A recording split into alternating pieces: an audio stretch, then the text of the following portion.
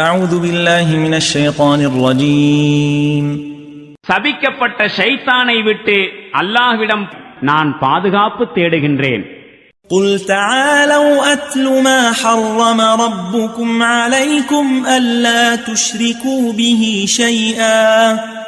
ألا تشركوا به شيئا وبالوالدين إحسانا ولا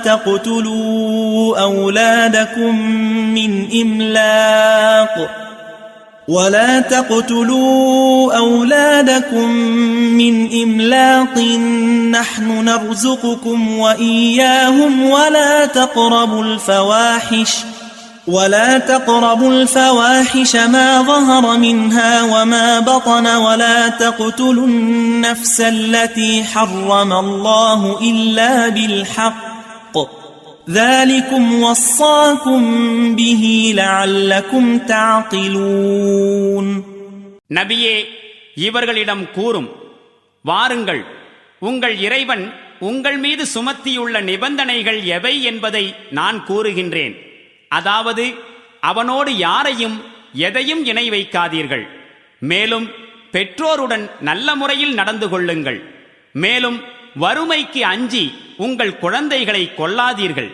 நாமே உங்களுக்கும் ஆகாரம் அளிக்கின்றோம், அவர்களுக்கும் அளிப்போம். மேலும் மானக்கேடான செயல்களின் அருகே கூட செல்லாதீர்கள். அவை வெளிப்படையானவையாயினும் மறைவானவையாயினும் சரியே.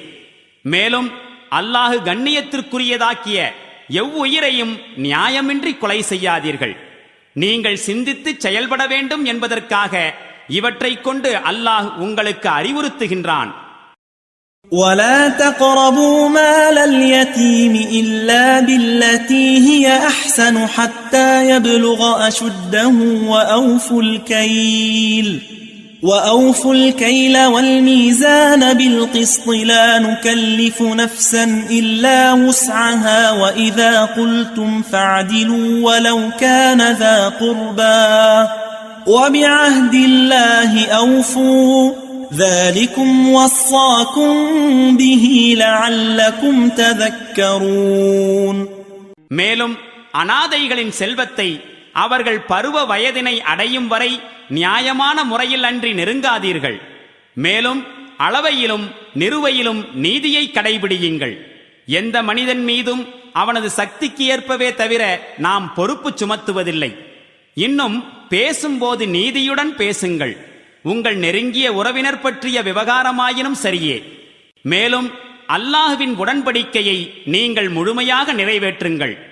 நீங்கள் அறிவுரை பெற வேண்டும் என்பதற்காக இவற்றை கொண்டு அவன் உங்களுக்கு நல்லுரை கூறுகின்றான்.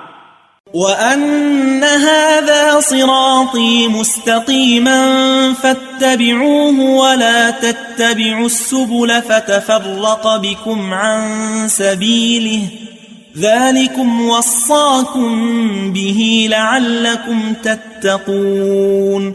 மேலும் அவன் அறிவுறுத்துகின்றான், நிச்சயமாக இதுதான் என்னுடைய நேரான வழியாகும்.